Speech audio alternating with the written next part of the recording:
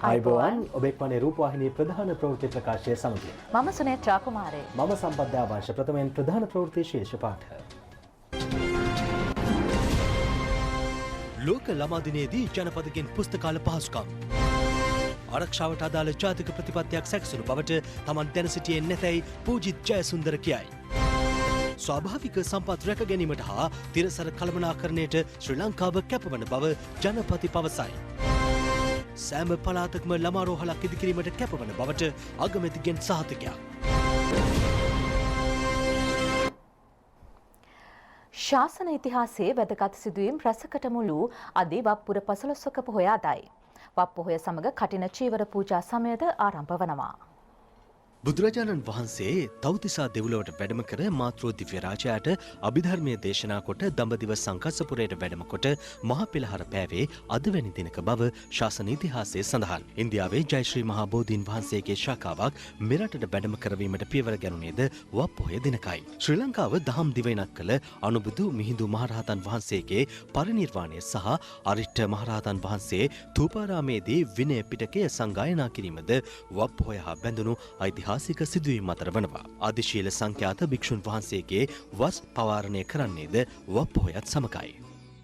අමාදම් සිසිලස ධර්මදේශනා මාලාවේ 202 වෙනි ධර්මදේශනාව අරලියගහ මන්දිරයේදී අද උදේ පැවැත්වුණා. ඒ අග්‍රාමාත්‍ය මහින්ද රාජපක්ෂ මහතාගේ සහභාගීත්වයෙන් මෙවර ධර්මදේශනාව පවත්වනු ලැබුවේ ත්‍රිපිටකාචාර්ය රාජකීය පඬිත පූජ්‍ය බලංගොඩ රාධ ස්වාමින් වහන්සේ විසින්. පින්වතුනි, මේ වෙලාවේ සිහිපත් කරන්නට ඕන, ඔබට මට මතකයි එදා මේ වගේ බණ මඩුවක මිනිස්සු දෙන්නේ 3 දෙනෙක්වත් දකින්න නැතිව ඉතිහාසයක් අපට ගත වුණා. පන බයෙන් මිනිසුන්ට ගෙයින් එළියට බහින්න බැරි ඉතිහාසයක් අපට ගත වුණා. රුහිරයෙන් ලෙයින් මේ මහ පොළව තෙත් වෙච්ච ඉතිහාසයක් අපට ගත වුණා. වෙසක් පෝය දවසේ පන්සලකට යන්න බැරි ඉතිහාසයක් අපට ගත වුණා. පොසොන් පෝය දවසේ ගෙයින් එළියට බහින්න බැරි ඉතිහාසයක් අපට ගත වුණා. 30 වසරක මහා යුද්ධයකින් මේ රටේ සියලු ජාතීන්ගේ සමගිය නැති වෙලා ගියා. ඔබ දන්නවා ඒ ඉතිහාසය අමුතුවෙන් සිහිපත් කරන්න දෙයක් නැහැ.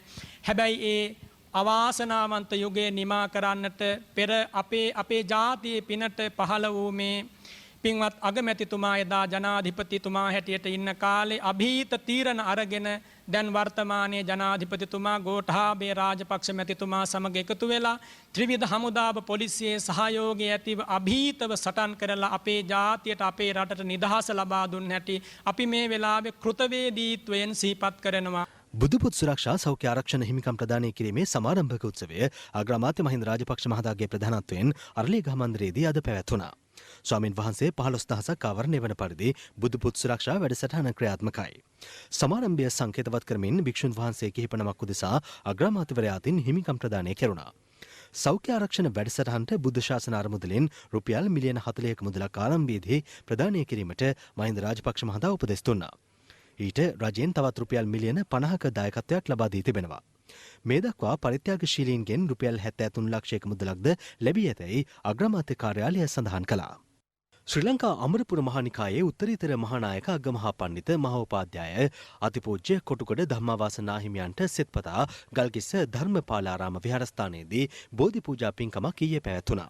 ජනාධිපති ගෝඨාභය රාජපක්ෂ මැතිතුමාද ඊට සහභාගී වුණා. රෝගාතුරව පසු වන අතිපූජ්‍ය කොටුගොඩ ධම්මාවාස නාහිමියන් පැහැදක සෝදොක් විචාල ජනාධිපතිතුමා උන්වහන්සේට නිදුක් නිරෝගී සුව ප්‍රාර්ථනා කළා. බෝධි පූජා පින්කම මෙහෙවන ලද්දේ විචිත්‍ර ධර්ම කතික පූජ්‍ය ගම්පහ මහානාම හිමියන් විසින්. අතිපූජ්‍ය කොටුගොඩ ධම්මාවාස නාහිමියන්ගේ උපන්ගම වන ගම්පහ කොටුගොඩ ගම්මානය ආශ්‍රිත රන්නකා වැව ප්‍රතිසංස්කරණය කර දෙන ලෙස ගොවි සමිතියේ නියෝජිතයන් කළ ඉල්ලීම නාහිමියන් මෙහිදී ජනාධිපතිතුමා වෙත ඉදිරිපත් කළා.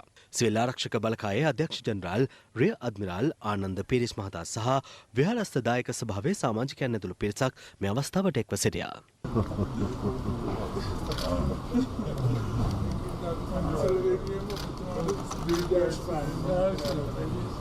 ශ්‍රී ලංකා රූපවාහිනී සංස්ථාව සංවිධාන කරන සද්ධර්ම වර්ෂා පොහොය ආගමික වැඩසටහන් දවස පුරා සජීව ලෙස විකාශය කෙරුණේ නාරාහෙම්පිට අභිහාරාම විහාරස්ථානයේ සිටයි. අටසිල් බුද්ධ පූජා ධර්මදේශනා ධර්ම සාකච්ඡා ප්‍රජා සත්කාර ඇතුළු වැඩසටහන් රැසක් ඊට ඇතුළත්. ශ්‍රී ලංකා රූපවාහිනී සංස්ථාවේ සභාපති වෛද්‍ය නිහාල් ජයතිලක අධ්‍යක්ෂ ජනරාල් අජිත් නාරගල යන මහත්වරුන්ද පින්කම් මාලාවට එක්ව සිටියා. අභිහාරාමාධිපති පූජ්‍ය මුරුත්තෙට්ටුවේ ආනන්ද හිමියන්ගේ උපදෙස් පරිදි මෙය සංවිධානය කෙරුණා.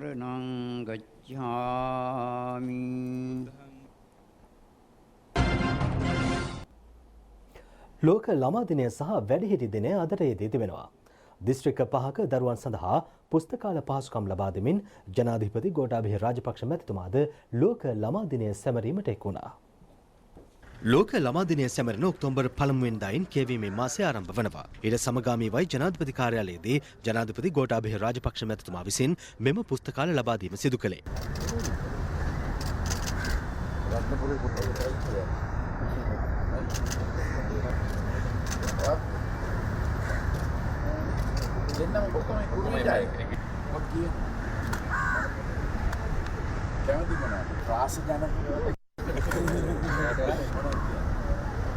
කොල්ම යාස කියන්නේ නව කතා කියන්නේ මොනේ යට නව කතා පරණ කතා නේ අනිත්‍ය වෙන්නපුව ලුණුවිල අනුරුද්ධ මධ්‍ය මහාවිද්‍යාලය, ගම්පොළ දොළොස්බාගේ කනිෂ්ඨ විද්‍යාලය, ධර්මපුරම් රජයේ දෙමළ මිශ්‍ර පාසල, කුරුවිට විජය කුමාරතුංග විද්‍යාලය සහ ගාල්ල පිලාන විද්‍යාර්ථෝදය මහාවිද්‍යාලය සඳහා සංකේතාත්මකව පුස්තකාල ලබා දුන්නා. ඉස්කෝලේ 100ට අඩුයි. එදා මම කියන්නේ අර අයදුම් මුල්ල ඒකේ ඉන්නේ ළමයි 14යි. ගුරුවරු 7යි. ගුරුවරු මගේ පන්ති 7කට ගුරුවරු ඉන්නේ හැබැයි සමහර පන්තික ඉන්නේ කෙනයි. ඉතින් ඒක හරි ගස්සන්න ඕනේ. ඒක මොකක් හරි ක්‍රමවේදයක් දෙන්න දාන්න ඕනේ මේ ළමයිට. ඒකෙන් ඒගොල්ලෝ ඒ ළමයි ටිකට ඉන්නේ නැත්තේ වැඩි දෙනෙක් අර පහසුකම් නැති හින්දා ගිහිල්ලා. ගුරු හිගේ නිසාම දෙමව්පියෝ ළමයි අරගෙන නගරයට යනවා. නගරයට යන්න ප්‍රවණතාව වැඩි. ඒ ගුරු හිගේ නිසා. ඒවයි තියනවාද ඉන්නවද ළමයි ගුරුවරු? නගරේ ඉන්නේ නගරේ පාසලේ නගර පාසල් වල ඉන්නවා. අතිරික්තයි. ඉංග්‍රීසියෙන් අතිරික්ත සමාජයට අපිට ගුරුවරයෙක් නෑ. ධාවනය නිවත් කළ පැරණි බස් රථ අලුත් වැඩියා කර දරුවන්ගේ සිත් ගන්නා පරිදි පුස්තකාල සකස් කර තිබෙනවා. අංග සම්පූර්ණ අයුරින් නිම වූ එක් පුස්තකාලයක් සඳහා වැය කෙරෙන මුදල රුපියල් මිලියනයකට ආසන්නයි. මොබිටෙල් ආයතනය ඒ පුස්තකාල පහසුකම්ද සලසා දී තිබෙනවා. ඒ ඔස්සේ සිසුන්ට තොරතුරු අධ්‍යයනය කිරීම සහ ඒ ග්‍රන්ථ පරිශීලනය කිරීමේ හැකියාව ලැබෙනවා. ලංකා ගමනාගමන මණ්ඩලය, ශ්‍රී ලංකා ටෙලිකොම් හා මොබිටෙල්, ජාතික පුස්තකාල ප්‍රලේඛන මණ්ඩලය පුස්තකාල ව්‍යාපෘතියට අනුග්‍රහකත්වය සපයනවා. කොළඹ ජාතික පොත් ප්‍රදර්ශනයේදී ප්‍රකාශකයන් විසින් පරිත්‍යාග කරන ලද ග්‍රන්ථද පුස්තකාල වෙත බාර දුන්නා. පැමිණි දරුවන් සමග පොතපත පිළිබඳ තොරතුරු සාකච්ඡා කරමින් කතාබහක නිරත වූ ජනාධිපතිතුමා ජනාධිපති කාර්යාලයෙන් නැරඹීමටද ඔවුන්ට ආරාධනා කළා. මෙවර ලෝක ළමා දින සැමරුම් තේමාව අපේ රට අපේ දෑතින් යන්නයි. 1925 වසරේ පැවති දරුවන්ගේ සුබ සාධනය පිළිබඳ ලෝක සමුළුවේදී ලෝක ළමා දිනය සැමරීමට දිනයක් යොදාගත යුතු බව ප්‍රකාශයට පත් කෙරුණා. ඒ සඳහා සුදුසු දිනයක් තෝරාගත යුතු බවට තීරණය කෙරුණේ 1954 වසරේදී. ඒ අනුව විවිධ රටවල් ලෝක ළමා දිනය සමරනවා. ශ්‍රී ලංකාව එම දිනය සමරන්නේ ඔක්තෝබර් 1 වෙනිදායි. ලෝක ළමා දින ජාතික සැමරුම් උත්සවය හෙට බත්තරමුල්ල අපේ ගම පරිශ්‍රයේදී පැවැත්වීමට නියමිතයි. ඊට පාසල් දරුවන් 350ක් පමණ සහභාගී වන බවයි රාජ්‍ය අමාත්‍ය පියල් නිශාන්ත මහතා පවසන්නේ. ලෝක ළමා දින ජාතික සැමරුම් උත්සවය හෙට පෙරවරු 9:30 සිට ජාතික රූපවාහිනිය ඔස්සේ සජීවීව විකාශය කරනවා. සෙනෙහස අධ්‍යාපන සම්පත් පර්යේෂණ සහ තොරතුරු කේන්ද්‍රය සංවිධානය කළ ලෝක ළමා දින සැමරුම් උත්සවය අද පැවැත්වුණා. ඒ අයෝමා රාජපක්ෂ මහත්මියගේ සහ ත්‍රිවිධ හමුදාපතිවරුන්ගේ ප්‍රධානත්වයෙන්. උත්සවය පැවැත්වුණේ සෙනෙහස අධ්‍යාපන සම්පත් පර්යේෂණ සහ තොරතුරු කේන්ද්‍රයේදී. මහරගම අපේක්ෂා රෝහලද ලෝක ළමා දිනය නිමිත්තෙන් විශේෂ වැඩසටහනක් අද සංවිධානය කර තිබුණා. ඒ රෝහලේ නේවාසිකව ප්‍රතිකාර ලබන දරුවන්ගේ විනෝදය අරමුණු කරගෙනයි. නේවාසික දරුවන් 150ක් පමණ ඊට එක් වුණා. මෙවර ලෝක වැඩිහිටි දිනය පැවැත්වෙන්නේ වසංගතය හමුවේ ඇති වැඩිහිටි අභියෝග යන තේමාවෙන්. වැඩිහිටි දින සැමරුම් උත්සවය වෙනුවෙන් අග්‍රාමාත්‍ය මහින්ද රාජපක්ෂ මහතා විශේෂ පණිවුඩයක් නිකුත් කර තිබෙනවා. අග්‍රාමාත්‍යවරයා පවසන්නේ COVID-19 වසංගත තත්ත්වය සමග ලෝපුරා කැළඹීමක් මතුව ඇති යුගයක වසංගත රෝග පැතිරීමේදී වැඩිහිටියන් මුහුණ දෙන ඉහළ අවදානම් සැලකිල්ලට ගනිමින් ඔවුන්ගේ විශේෂ අවශ්‍යතා පිළිබඳ දැනුවත් භාවය ඉහළ නැංවීම සඳහා ප්‍රතිපත්තිමය මැදිහත්වීමක් රජය ක්‍රියාත්මක කරන බවයි. දෙමාපියන් වැඩිහිටි නිවාසවල වියපත්වීමට ඉඩ ලබා නොදෙන ආකල්පමය වෙනසක් ඇති කිරීමට මෙවර ජාත්‍යන්තර වැඩිහිටි දිනයේදී අපි අත්වැල් බැඳ ගනිමුයි ජාත්‍යන්තර වැඩිහිටි දිනය නිමිත්තෙන් අග්‍රාමාත්‍යවරයා නිකුත් කළ නිවේදනය සඳහන්. සියලු මව්වරුන්ට සහ පියවරුන්ට නිදුක් නිරෝගී දිවියක් ප්‍රාර්ථනා කරන බවද පණිවුඩයේ සඳහන්. වැඩිහිටි දින ජාතික සැමරුම් උත්සවය පැවැත්වුණේ අමාත්‍ය පවිත්‍රා වන්‍යාරච්චි මහත්මියගේ ප්‍රධානත්වයෙන් ශ්‍රී ලංකා පදනම් ආයතනයේදී. උත්සවය සංවිධානය කළේ ජාතික වැඩිහිටි මහලේකම් කාර්යාලයයි. වසර 3කට වැඩි කාලයක් පොලිස්පති ලෙස ක්‍රියා කළ පූජිත් ජයසුන්දර මහතා මෙරට තුළ ජාතික ආරක්ෂාව සම්බන්ධයෙන් ජාතික ප්‍රතිපත්තියක් සැකසුණු බවට ඊයේ දිනය වනතෙක් නොදැන සිටි බව පාස්කු ප්‍රහාරය සම්බන්ධයෙන් විමර්ශන කෙරෙන ජනාධිපති කොමිසමේදී අද හෙළිදරව් කළා. ජාතික ආරක්ෂාවට ඇති තර්ජන මාසිකව ඉදිරිපත් කිරීමට ශ්‍රී ලංකා ජාතික ආරක්ෂක අධ්‍යයන ආයතනය නමින් ආයතනයක් පවතින බවද තමා මෙතෙක් නොදැන සිටි බවයි හිටපු පොලිස්පතිවරයා කොමිසම හමුවේ ප්‍රකාශ කළේ. හිටපු පොලිස්පති පූජිත් ජයසුන්දර මහතා පාස්කු ප්‍රහාරය සම්බන්ධයෙන් විමර්ශනය කරන ජනාධිපති කොමිසම හමුවේ සාක්ෂි ලබා දීම සඳහා අද කැඳවා තිබුණේ 7 වෙනි දිනටයි. ජනාධිපති කොමිසමේ සභාපති විනිසුරුවරයා ප්‍රශ්න කළේ ඔබට පොලිස්පති ලෙස තොරතුරක් එනවා. ජනාධිපතිවරයා ඝාතන සැලැස්මක් පිළිබඳව. එවැනි අවස්ථාවක ඔබ කුමක් කරන්නේද යන්නයි.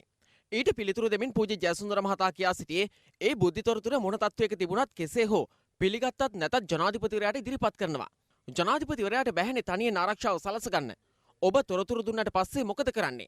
මේ තොරතුරේ දිනයක් නැහැ. වෙලාවක් නැහැ. ජනාධිපති ඝාතනය වෙනවා කියලා තියෙනවා. මොකද කරන්නේ යනුවෙන් ජනාධිපති කොමිසමේ සභාපති විනිසුරුවරයා යලිත් ප්‍රශ්න කළා. ස්වාමීනි, මම ඉහළම ප්‍රමුඛතාවයේ දීලා හොයනවා විස්තරය. තොරතුරු දුන්න පාර්ශවයේ කැඳවලා සාකච්ඡා කරලා අත්‍යවශ්‍ය පියවර ගන්නවා. යයි පූජිත් ජයසුන්දර මහතා ප්‍රකාශ කළා. එතකොට රාජ්‍ය බුද්ධි සේවයේ දුන් තොරතුරු අනුව ජාතික බුද්ධි ප්‍රධානියා ඔබට ඉදිරිපත් කර තිබූ දැනුම් දීමේ වැදගත් පල්ලිවලට ප්‍රහාරයක් එල්ල වෙනවා කියලා සඳහන් වීම දුටුවාම ඒවායේ වන්දනාමාන කරන බැතිමතුන් බේරා ගන්න අදහසක් ආවේ නැද්දයි ජනාධිපති කොමිසම ප්‍රශ්න කර සිටියා. අදහසක් ආව ස්වාමීනි. යයි පූජ්‍ය ජයසුන්දර මහතා පිළිතුරු දුන්නා. එහිදී ජනාධිපති කොමිසමේ සභාපති විනිසුරුවරයා ඇයි එහෙනම් මේකෙදි වෙනස් විදිහට සැලකුවේ? යයි ප්‍රශ්න කළා. මේ ගැන මට කරන්න පුළුවන් උපරිම දේ මම කළා ස්වාමීනි. මේ ආපු බුද්ධි තොරතුර ප්‍රසිද්ධ කළා නම් පොලිස්පති ඇයි එහෙම කරේ කියලා කියන්න පුළුවන්කමක් තිබුණා. අනික ස්වාමීනි, රාජ්‍ය බුද්ධි සේවයේ දුන් ලිපිය අනුව මෙරට කතෝලික පල්ලි හා ඉන්දිය මහකොමසාරිස් කාර්යාලයේ නිශ්චිත ඉලක්කයක් වන නමුත් කියලා තියෙනවා. යයි පූජ්‍ය ජයසුන්දර මහතා පිළිතුරු දුන්නා. ඔබ හැමතිස්සෙම මේ නමුත් කියලා නවතිනවා. ඉන්පසු තිබෙන ටික නොසලකා හරිනවද? යනුවෙන් විමසීමක් සිදු කෙරුණා.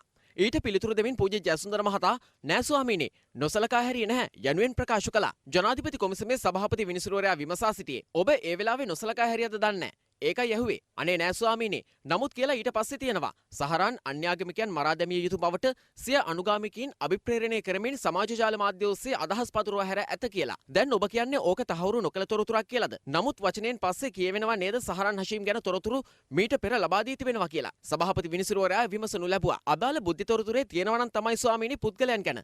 ඒත් එතන තියෙන නම් 6න් 3ක් පිළිබඳ තමයි රාජ්‍ය බුද්ධ සේවය තහවුරු කරගෙන තිබුණේ ස්වාමීනි. යනුවෙන් ජයසුන්දර මහතා ප්‍රකාශ කළා. ඒක තමයි මමත් කියන්නේ. තොරතුරු නිශ්චිත කරලානේ. යයි සභාපති විනිසුරුවරයා විමසද්දී හිටපු පොලිස්පතිවරයා ප්‍රකාශ කළේ ඒ වුණාට ස්වාමීනි, ඒ බුද්ධි තොරතුරේ නිශ්චිත වේලාවක් ගැන සඳහන් කළේ නෑනේ. ඔබ දැන සිටියද ශ්‍රී ලංකා ජාතික ආරක්ෂක අධ්‍යයන ආයතනය කියලා එකක් තිබෙන බව. යයි එහිදී ජනාධිපති කොමිසමේ අභ්‍යාචනාධිකරණ විනිසුරුවරයා ප්‍රශ්න කළා. දැනගෙන හිටියේ නැහැ ස්වාමීනි. ඒ ආයතනය හරහා මාසිකව වාර්තාවක් ජාතික ආරක්ෂාව සම්බන්ධයෙන් ඇති තර්ජන ලෙස දැනුම් දෙන බව ඔබ දැන සිටියාද? දැනගෙන හිටියේ නැහැ ස්වාමීනි. ජාතික ආරක්ෂාව සම්බන්ධයෙන් ප්‍රතිපත්තියක් සැකසුණු බව ඔබ දන්නේ දැයි යලිත් කොමිසම ජයසුන්දර මහතාගෙන් ප්‍රශ්න කළා.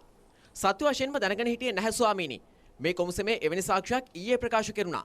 ඊයේ වෙනකන් ඒ ගැන දැනගෙන හිටියේ නැහැ. යනුවෙන් හිටපු පොලිස්පති පූජ්‍ය ජයසුන්දර මහතා පිළිතුරු ලබා දුන්නා. ස්වාභාවික සම්පත් රැක ගැනීමට හා තිරසර කළමනාකරණයට ශ්‍රී ලංකා රජය කැපවන බව ජනාධිපති ගෝඨාභය රාජපක්ෂ මැතිතුමා පවසනවා. එක්සත් ජාතීන්ගේ මහා මණ්ඩලය 75 වෙනි සැසිවාරයට සමගාමීව නිව්යෝක් නුවර එක්සත් ජාතීන්ගේ මූලස්ථානය කේන්ද්‍ර කොට සංවිධානය කෙරුණු ජෛව විවිධත්වය පිළිබඳ රාජ්‍ය නායක සමුළුව අමතමින් එතුමා මේ බව කියා සිටියා. වීඩියෝ තාක්ෂණය ඔස්සේ පැවති සමුළුව ශ්‍රී ලංකා ජනාධිපතිතුමා විසින් අමතන ලද්දේ මෙරට වේලාවෙන් ඊයේ රාත්‍රී 7:30යි. තිරසාර සංවර්ධනය සඳහා ජෛව විවිධත්වය පිළිබඳ ඉක්මන් ක්‍රියාමාර්ග සමුළුවේ තේමාවයි. මහා මණ්ඩල සැසිවාරයේ සභාපති වෝල්කන් බොස්කීර් මහතා එහි පළමු දේශනය සිදු කරා. ජෛව විවිධත්වය පරිහාරයට යාමෙන් මානව වර්ගයා මුහුණ දෙන විපත් සහ තිරසාර සංවර්ධනය අත්කර ගැනීමට ජෛව විවිධත්වය පිළිබඳ කඩිනම් පියවර ගැනීමේ අවශ්‍යතාව සමුළුව අවධාරණය කරනවා. ලබන වසරේ පැවැත්වෙන ජෛව විවිධත්වය පිළිබඳ සම්මුතියේ පාර්ශවකරුවන්ගේ 15 වෙනි සමුළුවේදී සම්මත කර ගැනීමට නියමිත 2020 පශ්චාත් ගෝලීය ජෛව විවිධත්ව රාමුව වැඩි දියුණු කර ගැනීම සඳහා අදහස් හුවමාරු කර ගැනීමට ලෝක නායකයන්ට අවස්ථාව සලසා තිබෙනවා. සමුළුව අමතමින් ජනාධිපති ගෝඨාභය රාජපක්ෂ මැතිතුමා ප්‍රථමයෙන් සඳහන් කළේ ජෛව විවිධත්වය පිළිබඳ රාජ්‍ය නායක සමුළුවේදී ශ්‍රී ලංකාවේ ජනතාව නියෝජනය කිරීමට ලැබීම තමාට මහත් ගෞරවයක් බවයි. The concepts of biodiversity must be at the very core of the 2030 Sustainable Development Agenda. Despite the rapid decline seen in biodiversity globally over the recent decades, Sri Lanka is deeply committed to uphold the overarching spirit of the Convention on Biodiversity. There is a critical need for a transformational change in the relationship between nature and people and contemporary global environmental governance. As a member of the Commonwealth of Nations, Sri Lanka endorsed the Commonwealth Blue Charter in 2018, and as such we will champion the Commonwealth Blue Charter Action Group on mangrove ecosystems and livelihoods. Further, the Colombo Declaration on Sustainable Nitrogen Management was adopted last year. We as world leaders must better manage nitrogen, ensuring the sustenance of humankind. Sri Lanka is home to 2 UNESCO Natural Heritage Sites, the Central Highlands and the Singaraja Rainforest Reserve. We are also proud of our 6 sites recognized under the Ramsar Convention on Wetlands. Sri Lanka firmly stands committed to protect and sustainable manage these natural assets that contributes to our unique and rich biodiversity. We have been mindful of conserving ecosystems to the highest extent possible, even during the redesigning of cities and urban areas. The wetland parks that we have created in cities, especially in and around our capital, Sri Jayawardenepura Kotte, are home to an array of plant and animal species, offering a mini rainforest experience within crowded cities. The ancient governance of Sri Lanka was built on the concept that the ruler is never the owner of land. He is merely its caretaker on behalf of his countrymen and all living beings. This is the very principle that my government has adopted in our development agenda. Heroin gram 90ක් සමග පුද්ගලයන් දෙදෙනෙකු දෙමටගොඩ පොලිසිය විසින් අත්අඩංගුවට ගනු ලැබුවා. ඒ මාලිගාවත්ත මහල් නිවාස සංකීර්ණයේදී.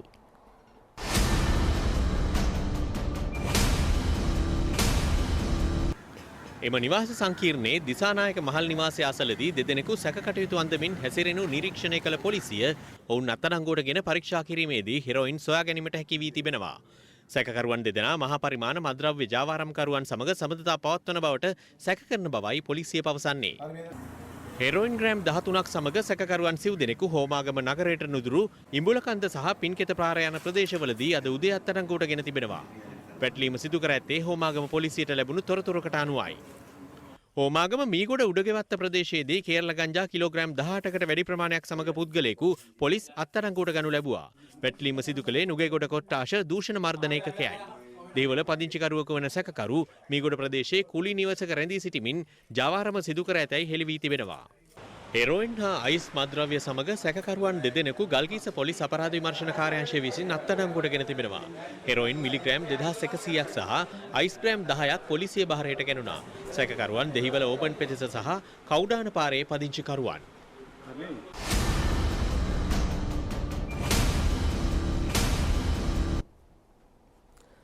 සෑම පළාතකම ළමා රෝහලක් ඉදිවිය යුතුයයි තමන් තරයේ විශ්වාස කරන බව අග්‍රාමාත්‍ය මහින්ද රාජපක්ෂ මහතා පවසනවා. ඒ සඳහා රජයේ අවධානය යොමු වී ඇතැයි අග්‍රාමාත්‍යවරයා සඳහන් කළා. ඔහු මේ බව කියා සිටියේ ලෝක ළමා දිනය හා රිට්‍රියාර්යා ළමා රෝහලට වසර 125ක් සැපිරීමට සමගාමීව අද පැවැත්වුණු උත්සවයකදී.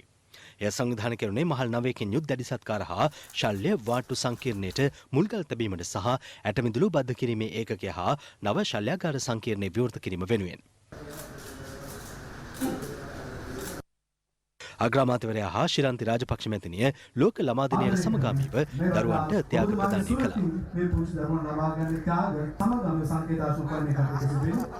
රිච්‍යාර්යා ළමා රෝහලේ වෙබ් අඩවිය අන්තර්ජාලයට මුදාහැරීම සහ ඩිජිටල් සායන ක්‍රම ස්ථාපනය කිරීමද අග්‍රාමාත්‍යවරයාගේ ප්‍රධානත්වයෙන් සිදු කෙරුණා. හෙද නිලධාරී GHA හේවගේ මහත්මිය විසින් රචිත කළුවර අහසට සඳ පායලා කෘතිය අග්‍රාමාත්‍යවරයා වෙත පිළිගැන්වීම හා ලිටල් හාට් අරමුදලට සුජිකලා නිෂ්පාදන පෞද්ගලික ආයතනයේ සභාපති කලන හේවා මල්ලිකා මහතා රුපියල් ලක්ෂ 7ක මුදලක් පරිත්‍යාග කිරීමද මෙම අවස්ථාවේදී සිදු කෙරුණා. දැනට ළමා රෝහල් තියෙන්නේ දෙකයි මං හිතන්නේ. මේ නුවරත්. මම දැන් ළමා රුහල් අඩුගානේ එක පළාතකට එකක් වශයෙන්වත් සාසු යුතුයයි මම තරයෙන් විශ්වාස කරනවා. අද දරුවන්ගේ නිරෝගීකම වැදගත් වෙනවා. දරුවෝ තමයි අනාගතේ මේ රට බාරගන්න ඉන්න නායකයින්. එමනම් අපි දරුවන් ආරක්ෂා කිරීම අපේ වැදගත් කාර්යභාර වශයෙන් අපි දකිනවා. දැන් අද ඒ පාසල් වලට අපේ වාදනීය මාධ්‍යය දැන් කැඳ දෙන්න සූදානම් වෙලා තියෙනවා. අපි යෝජනා කරනවා අධ්‍යාපන ඇමතිතුමාටත් මේ පාසල් වලට කැඳ වීදුරුවක් ශක්තිමත් වාහනයක් ලබා දීමට පියවර ගන්න සෑම දරුවෙකුටම. ශිරන්ති රාජපක්ෂ මහත්මිය අමාත්‍ය පවිත්‍රාවන්‍ය ආරච්චි රාජ්‍ය අමාත්‍ය සිසිර ජයකොඩි යන මහත්තුරු පිරිසක්ද මේ අවස්ථාවට එක්ව සිටියා. මන්නාරම නඩුක්කුඩා ප්‍රදේශයේ ඉදිකෙරෙන මෙරට ප්‍රථම විශාලතම සුළං විදුලි බලාගාරයේ වැඩ අවසන් අතිරේ පවතිනවා. ඒ අනුව දෙමසක් ඇතුළත තවත් මෙගාවොට් 100ක විදුලි ධාරිතාවක් මෙම බලාගාරයෙන් ජාතික විදුලි බල පද්ධතියට එක් කිරීමට නියමිතයි. 2014 වසරේ මන්නාරම බලශක්ති උත්පාදන කලාපයක් ලෙස නම් කෙරුණා. හෙක්ටාර 150ක භූමි ප්‍රදේශයක් පුරා පැතිරෙන මෙම බලාගාරයේ ඉදිකිරීම ආරම්භ කෙරුණේ ඉන් අනතුරුවයි. ඒ 2030 වන විට රටේ සමස්ත විදුලි ජනනයෙන් 70%ක් පුනර්ජනනීය බලශක්තිය මත උත්පාදනය කිරීමේ රජයේ වැඩපිළිවෙල යටතේ. ඊසාන සහ නිර්තදිග මෝසම් සුළං සඳහා වසර පුරා හොඳින්ම නිරාවරණය වන එකම ප්‍රදේශය මන්නාරම වීම ව්‍යාපෘතිය මෙහි ස්ථාපනය කිරීමට හේතුවයි. තිරසර සංවර්ධනය අනුව යමින් මෙම සුළං උද්‍යානයේ ඉදිකිරීම පරිසර හානිය අවම මට්ටමක පවත්වා ගැනීමෙන් සිදු කර තිබීම විශේෂත්වයක්. ව්‍යාපෘති ඉදිකිරීම නිරීක්ෂණය කිරීමට අමාත්‍ය ඩලස් අලහප්පෙරුම සහ රාජ්‍ය අමාත්‍ය දුමින්ද දිසානායක යන මහත්වරුන් ඊයේ නිරීක්ෂණ චාරිකාවක නිරත වුණා. පුනර්ජනනීය බලශක්ති කාණ්ඩ යටතට ගැනෙන සුළං බලාගාරයේ විදුලිය නිපද වෙන්නේ මීටර 90ක් උස කුළුණු මත සවිවූ ටර්බයින් මාර්ගයෙන්. එවැනි කුළුණු 30ක් සුළං උද්‍යානයේ ස්ථාපනය කර තිබෙනවා. ඒ ඔස්සේ නිපදවන විදුලිය භූගත නල මාර්ග ඔස්සේ විදුලි සම්ප්‍රේෂණ මධ්‍යස්ථාන දක්වා ගමන් කරනවා. විදුලි ඒකකයක් නිපදවීම සඳහා මීට වැය වන්නේ රුපියල් 8ක මුදලක්. ඩීසල් විදුලි බලාගාරයක එම අගය රුපියල් 40කට අධිකයි. ජලය හෝ ඉන්ධන වලින් උත්පාදනය කරන බලශක්තියට සාපේක්ෂව මෙය ඉතා ලාභදායී ප්‍රභවයක්. ඩෙන්මාර්ක් සමාගමක් යටතේ ඉදිකරන ව්‍යාපෘතියේ සමස්ත ආයෝජනය ඇමරිකානු ඩොලර් මිලියන 200ක්. දැන් රන්ටබේ වගේ මහා ජලාශයකදී අපි මෙගෝට්ස් 50ක් උපද්දගන්නේ. ඒ වගේ දෙගුණයක්. ඒ ඩීසල් වලින් දහනය වෙන ආර්ථිකයත් රැකගෙන, පරිසරයත් රැකගෙන බලාගාරය ඉදි වෙලා තියෙනවා. මේක අපේ රටේ අනාගතේ හරවම් ලක්ෂයක්. එතන මේ ස්ථානයේම තවත් මෙගාවොට් 300කට ආසන්න ප්‍රමාණයක් අපිට සුළං බලයෙන් විදුලිය ජනනය කරන්න පුළුවන්කම තියෙනවා. ඒ වගේම අපිට පූර්ණයෙන් ප්‍රදේශයේ මේ වගේම මෙගාවොට් 400ක් පමණ ප්‍රමාණයක් සුළං බලයෙන්ුත් සූර්ය බලයෙන්ුත් ලබා ගන්න පුළුවන්කම තියෙනවා. සබරගම් පළාතේ තවත් මෙගාවොට් 100ක් සූර්ය බලයෙන් අපිට ලබා ගන්න පුළුවන්කම තියෙනවා. ඩීසල් විදුලි බලාගාරයකින් වසරකට කාබන් ඩයොක්සයිඩ් टन 2,85,000ක පමණ ප්‍රමාණයක් පරිසරයට මුදා හැරෙනවා.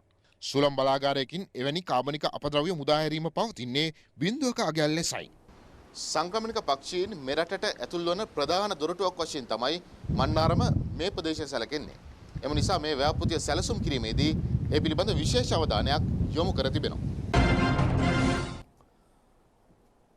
කටුනායක බණ්ඩාරනායක අන්තර්ජාතික ගුවන්තොටුපළේ දෙවැනි පර්යන්තයේ ඉදිකිරීම 2023ට පෙර නිම කරන ලෙස ජනාධිපති ගෝඨාභය රාජපක්ෂ මැතිතුමා නිලධාරීන්ට උපදෙස් දී තිබෙනවා. 2014 වසරේ ආරම්භ කෙරුණු දෙවැනි පර්යන්තයේ ඉදිකිරීම 2017 දී අවසන් කිරීමට සැලසුම් කර තිබුණා. ඉදිකිරීම සිදු නොවීම නිසා සැලසුමේ බොහෝ අංග වර්තමානයට නොගැලපෙන බවයි විද්වතුන් පවසන්නේ. මේ බව ප්‍රකාශ කෙරුණේ ගුවන් සේවා හා අපනයන කලාප සංවර්ධන රාජ්‍ය අමාත්‍යාංශයේ ඉදිරි සැලසුම් පිළිබඳව ජනාධිපති කාර්යාලයේ ඊයේ සවස පැවති සාකච්ඡාවකදී.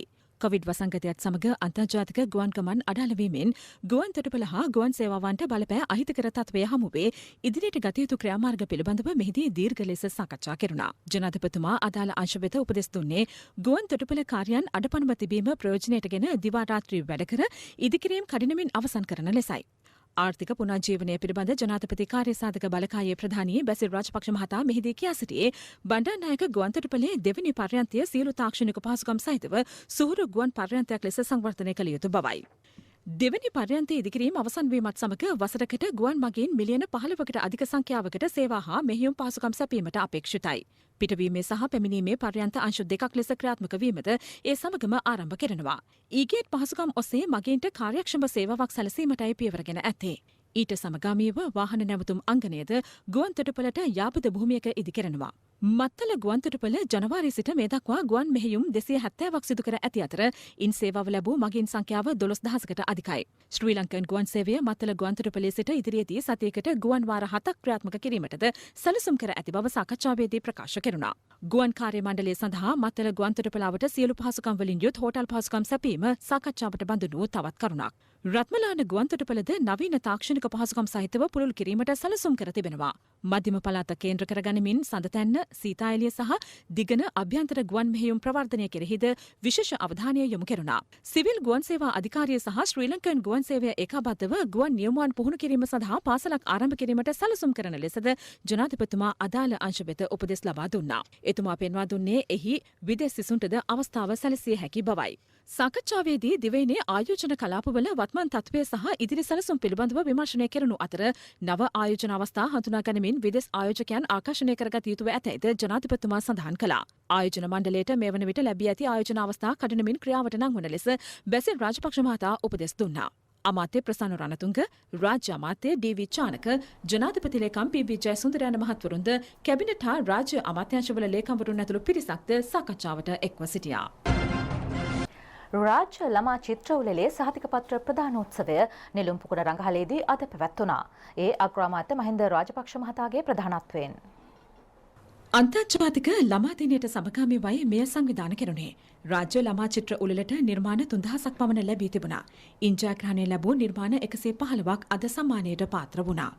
අවුරුදු 5 සිට විවිධ වයස් කාණ්ඩ යටතේ දරුදරියන් ඊට නිර්මාණ එක් කර තිබුණා.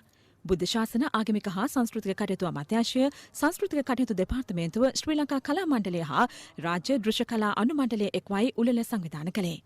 අමාත්‍ය ජී.එල්. පීරිස්, රාජ්‍ය අමාත්‍යවරුන් වන විදුර වික්‍රමනායක හා පියල් නිශාන්ත යන මහත්වරුන් ඇතුළු පිරිසක් මේ අවස්ථාවට එක්ව සිටියා.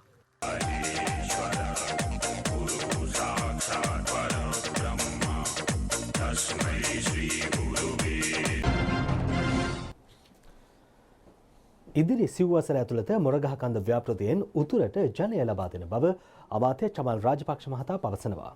දිස්ත්‍රික්කයේ වැව් දහසක්ද ප්‍රතිසංස්කරණය කරන බවයි අමාත්‍යවරයා ප්‍රකාශ කළේ. වවුනියාව දිස්ත්‍රික් ලේකම් කාර්යාල පරිශ්‍රයේ රුපියල් මිලියන 55ක වියදමින් නිදි කළ නව ශ්‍රවණාගාරය විවෘත කිරීමේ අවස්ථාවට එක්වෙමින් අමාත්‍යවරයා මේ බව ප්‍රකාශ කළා. උත්සවය සංවිධානය කළේ වවුනියාව දිස්ත්‍රික් ලේකම් කාර්යාලයයි. දිස්ත්‍රික් ලේකම්වරයාගේ ආරාධනය පරිදි ප්‍රදේශයේ සියලුම මහජන නියෝජිතයන් හා ආණ්ඩුකාරවරුන් කිහිප දෙනෙක්ද මේ අවස්ථාවට එක්ව සිටියා. මීට සමගාමීව උතුර මැද හා නැගෙනහිර පළාත් ප්‍රාදේශීය ලේකම්වරුන්ගේ සම්මේලනයද අද පැවැත්වුණා. ආරක්ෂක ලේකම් විශ්‍රාමික මේජර් ජෙනරාල් කමල් ගුණරත්න, පළාත් ආණ්ඩුකාරවරුන්, මහජන නියෝජිතයන්, දිස්ත්‍රික් ලේකම්වරුන් ඊට එක්ව සිටියා. සිංහල සිනමාවේ හාස්‍යෝත්පාදක ජනප්‍රිය රංගන ශිල්පියෙකු වූ අභාවප්‍රාප්ත ටෙනිසන් කුරේ මහතාගේ අවමංගල්‍ය මොරටුමුල්ල මෙතෝදිස්ත දේවස්ථාන සුසාන භූමියේදී අද සවස සිදු කෙරුණා. අතිඋතුම් මැල්කම් කාදිනල් රංජිත් හිමිපාණන් ටෙනිසන් කුරේ මහතාගේ නිවසට ගොස් දේහයට අවසන් කෞරව දැක්වුවා. නිවසේ තැන්පත් කර තිබූ දේහය මොරටුමුල්ල මෙතෝදිස්ත දේවස්ථානය වෙත රැගෙන ආවේ පෙරහැරෙන්. අනතුරුව විශේෂ දේව මෙහෙයක් පැවැත්වුණා. දේහය මිහිතන් කිරීමේ අවස්ථාවට ජනතා නියෝජිතයින් කලාකරුවන් ඇතුළු පිරිසක් එක්ව සිටියා. තවත් දේශීය පුවත් කිහිපයක් ලොහුණෙන්. සීමා සහිත කුරුණෑගල වැවිලි සමාගම සුදු පොල් තෙල් නිෂ්පාදනය ආරම්භ කර තිබෙනවා. KPL නමින් සුදු පොල් තෙල් වෙළඳපළට හඳුන්වා දීම ඊයේ සිදු කළා. සමාගමේ සභාපති මාධවී හේරත් මහත්මිය ඇතුළු පිරිසක් මේ අවස්ථාවට එක්ව සිටියා. සමස්ත ලංකා වකුගඩු රෝගීන්ගේ සංගමය ප්‍රකාශයට පත් කරන වකුගඩුව ත්‍රෛමාසික සංග්‍රහව අලෙවි කිරීමේ වැඩසටහනක් කැලණිය රජමහා විහාරය ආශ්‍රිතව අද සිදු කෙරුණා. අලෙවින් ලැබෙන ආදායම වකුගඩු රෝගීන්ගේ සුබසාධනය වෙනුවෙන් යෙදවෙනවා. ප්‍රවීණ නිලි මාලිනී ෆොන්සේකා ඇතුළු පිරිසක් මේ අවස්ථාවට එක්ව සිටියා. මාතලේ රත්තොට කොස්බාන බෝගම්බර ශ්‍රී විශුද්ධාරාම විහාරයේ අභිනවයෙන් ඉදිකළ චෛත්‍යයේ සර්වඥ ධාතුන් තැන්පත් කිරීම අද සිදු කෙරුණා. පසුගිය 28 වන දින සිට එම සර්වඥ ධාතු විහාරස්ථානයේ ප්‍රදර්ශනය කෙරෙනවා. විහාරාධිපති පූජ්‍ය බෝගම්බර සීලවිමන හිමියන්ගේ අනුශාසනා පරිදි උත්සවය සංවිධානය කෙරුණේ. මහනුවර අලවතුගොඩ ශ්‍රී සුමන සමන් දේවාලයේ වාර්ෂික පෙරහැර ඊයේ වීදි සංචාරය කළා. අද දින දහවල් පෙරහැරින් පසු පෙරහැර මංගල්‍ය නිමාවට පත් කෙරුණා. අභාවප්‍රාප්ත ගාමිණී ෆොන්සේකා කලාකරුවාගේ 16 වෙනි ගුණසමර උත්සවය චිත්‍රපට සංස්ථාවේ තරංගනී සිනමා ශාලාවේදී ඊයේ පැවැත්වුණා. කලාකරුවන් දසක් ඊට එක්ව සිටියා. ළමුන්ගේ අභිවෘද්ධිය සහ සුරක්ෂිතතාව සහතික කිරීමත් ඔවුන්ගේ සෞඛ්‍ය සමාජ ආර්ථික හා අධ්‍යාපන උසස් මට්ටමකට ගෙන ඒම සඳහා මෙම වසරේ සිට 2025 වසර තෙක් දීපව්‍යාප්ත වැඩසටහනක් ක්‍රියාත්මක කිරීමට සැලසුම් කර තිබෙනවා. ඒ කාන්තා සවය සංවිධානය අර්බන් සිටිසන් සහ කොළඹ මහනගර සභාව ඒකාබද්ධවයි. එහි සමාරම්භක උත්සවය අද පැවැත්වුණේ නවනගර ශාලාවේදී. ශ්‍රීරන්ති රාජපක්ෂ මහත්මියගේ ප්‍රධානත්වයෙනුයි උත්සවය පැවැත්වුණේ. ලෝක ළමා දිනය වෙනුවෙන් ලංකා විදුලි බල මණ්ඩලය සංවිධාන කළ ළමා දින සැමරුම් වැඩසටහන සහ ළමා ගීතය එළිදැක්වීම පැවැත්වුණා. ඒ ලංකා විදුලි බල මණ්ඩල මූලස්ථානයේදී. ගීතය රචනා කළේ කමල් කාර්යවසම් මහතායි. පාදුක්ක වටරැක එලිමහන් බන්ධනාගාරයේද ලෝක ළමා දින සැමරුම් උත්සවයක් සංවිධානය කර තිබුණා. ප්‍රධාන ආරාධිතාමිත්තා වූයේ රාජ්‍ය අමාත්‍ය සුදර්ශනී ප්‍රනාන්දුපුල්ලේ මහත්මියයි. එහිදී රැඳවියන් සහ තම පවුල්වල සමාජිකයන් හමු වුණා. ඒ සමගම අපගේ ප්‍රධාන ප්‍රවෘත්ති ප්‍රකාශන නිමවට පත් වෙනවා. ආයුබෝවන්.